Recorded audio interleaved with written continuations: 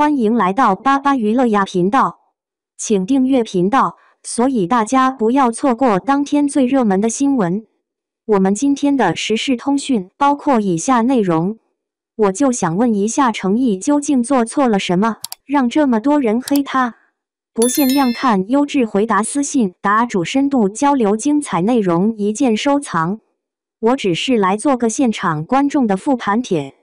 7月23日，距离琉璃云歌会已经过去好几天，再澄清也没什么太大的意义。一位去了现场的观众发布了复盘贴，链接如下，大家可以参考一下。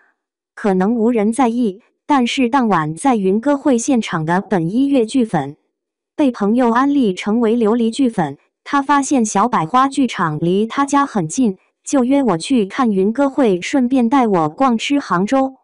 当晚我和朋友现场看完还蛮感动的，真的没想到网上居然都在骂程毅，还骂到现在。还是想以现场观众视角还原一下琉璃歌会几个争议点吧。总之网上版本和我现场看到的琉璃歌会是魔改的程度吧。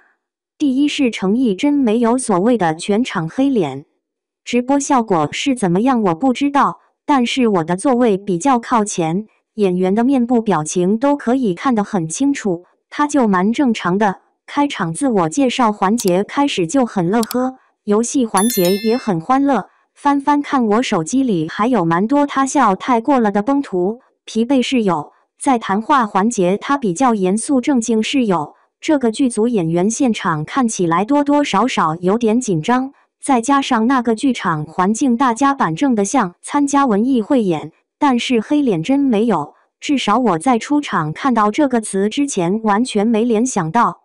开场差不多这种画风，下一秒导演讲话的时候就是这种严肃表情，他不至于跟导演也有仇吧？第二是说他答非所问，这个在现场看也真不至于。一次是主持人问他玄机有没有男友力，我和他身边几个人当时都没听清这句，随后导演帮他复述的时候加问了一句司凤像不像小姑娘，底下跟着就很大声喊司凤武力值超强，程毅就顺着说你们不都看过戏了吗？司凤是武力值很强的，结合现场其实很自然。还有一次是主持人问他出狱夫妇，结果他回答司凤。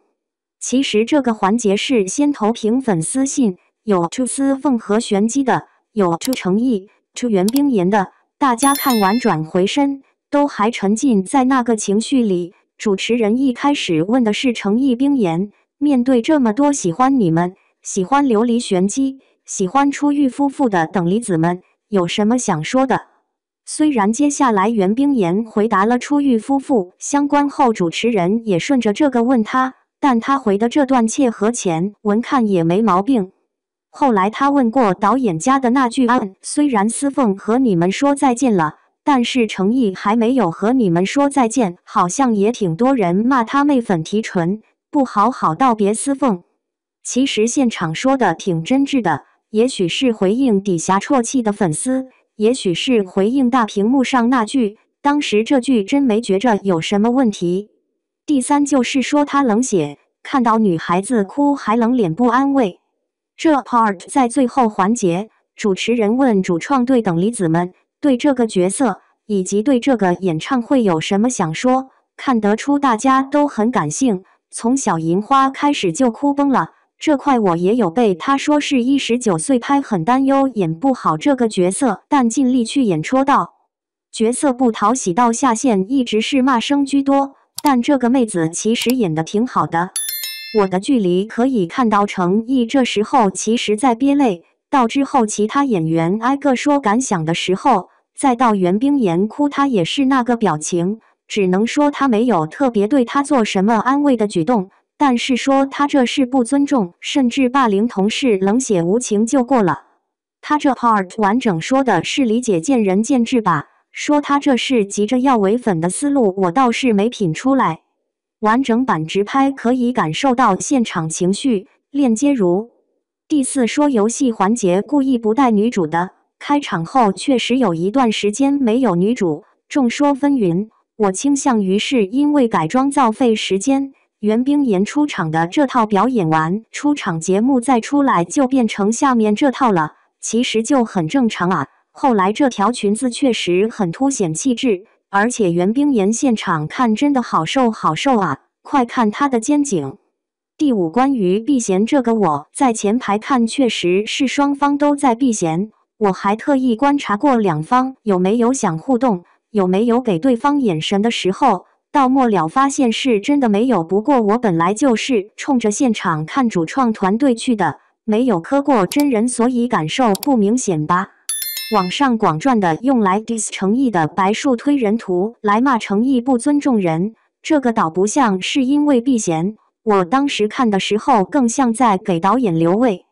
还有那个说小话，我能说全场大家基本都三三两两说过小话吗？和尊不尊重人、故意不听人发言也没啥关系，现场氛围就是那样。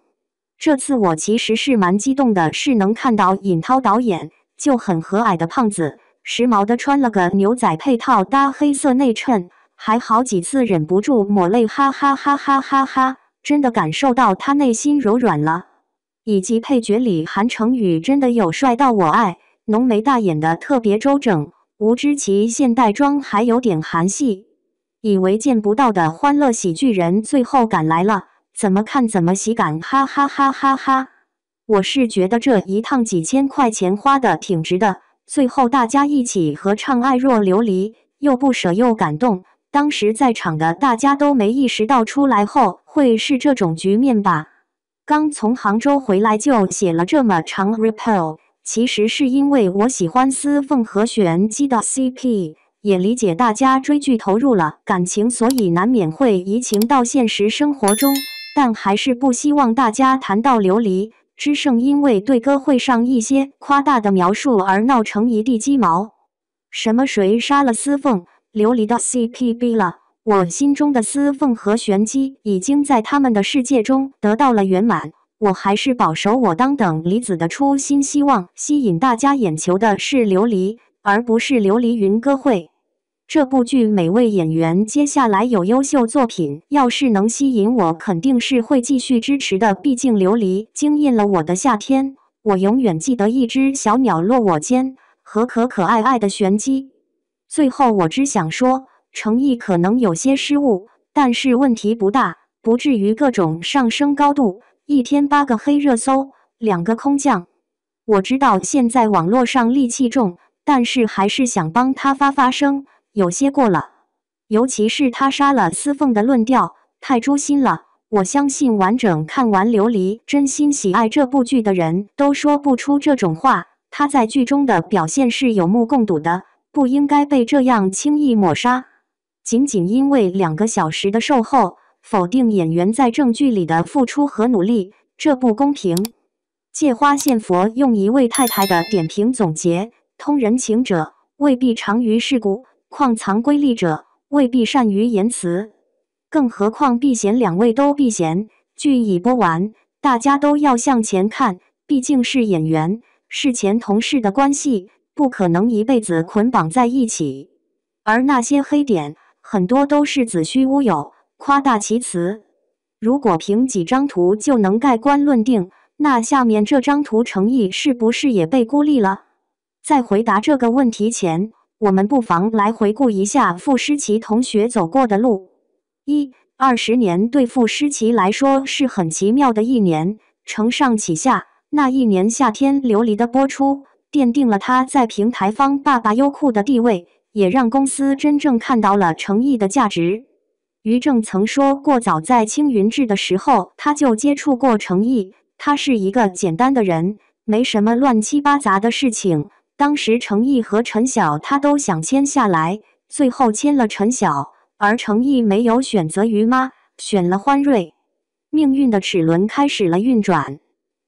有人说欢瑞对诚意不好，其实欢瑞只是一家企业。它不存在主观上对一个员工没来由的好与坏。欢瑞一开始对所有新人都是公平的，机会大家都有。一开始让头部艺人带新人，过2年让新人演2部主角。至于这个新人能不能熬出头，到什么地位，全凭员工自己的本事。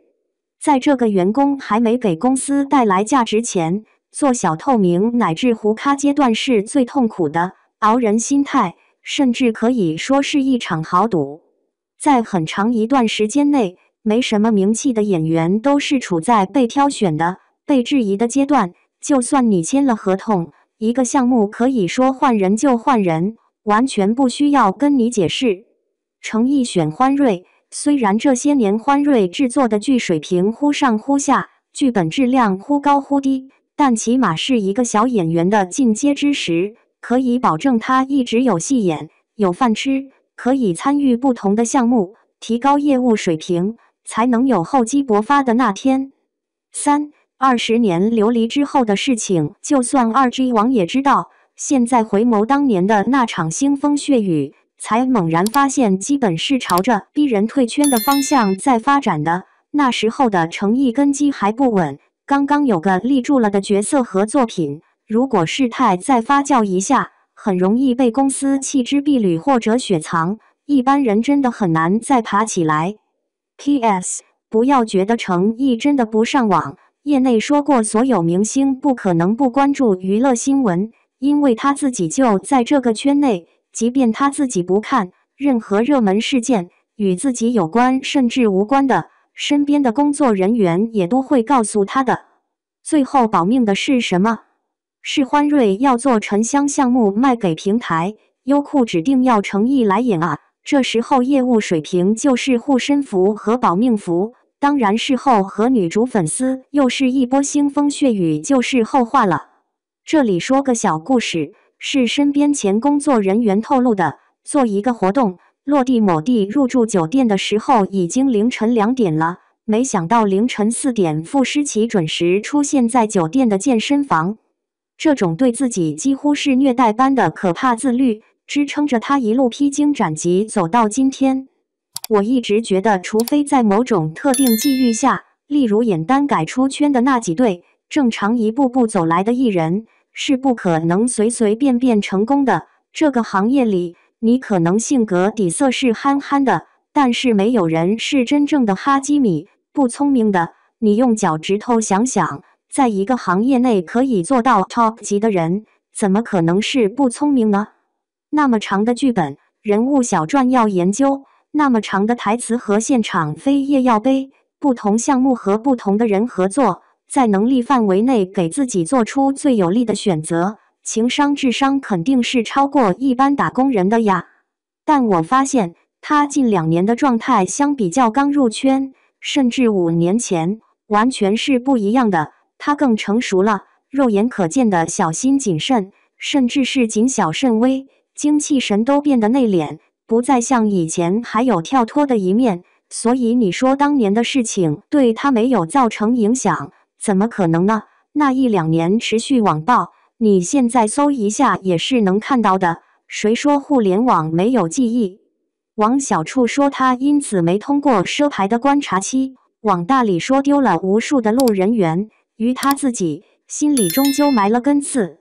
他是欢瑞的全约艺人，任何决定之前都绕不开先给公司赚钱、完成业务指标的宿命。理想照耀中国和底线都是在百忙之中自己争取来的机会。底线杀青之后，带着小周法官的发型，连夜进横店拍了莲花楼，真的可以说是在用命拼。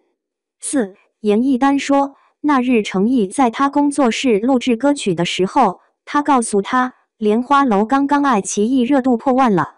那刻，他看到诚意的如释重负。原来，他一直很在乎这部剧，因为莲花楼真的是傅诗琪入行以来真正意义上的第一部扛一番的剧，他太需要这样一部剧来证明自己了。比起李莲花的小周从此是江海寄余生，于诚意而言，确实真正的轻舟已过万重山。5. 然而真的已过万重山了吗？事实上远远没有。匹夫无罪，怀璧其罪。被黑一定要真的做错什么吗？不用的，你要知道有人的地方就有江湖，何况是娱乐圈这么复杂圈子，一个人不管怎么七窍玲珑心，也不可能做到让所有人喜欢。这有什么要紧的呢？做人嘛，立心最重要。做演员，作品最重要。现在影视环境这么恶劣，还能一部接一部接到本子，甚至还能挑挑拣拣的艺人，真的是凤毛麟角了。多少竞争对手银牙咬碎，将来狐妖播出后，肯定又是新一波血雨腥风。但傅诗琪这人吧，从来没有因为角色被骂过，看官们等着瞧。在前同事30岁生日当天，粉丝直接咒骂人家活不过30，欺人太甚的跑到人家生日广场上方黑图，骂黑称荡妇羞辱。他们家就这么棒的粉丝，是他家哥哥的好福气呀。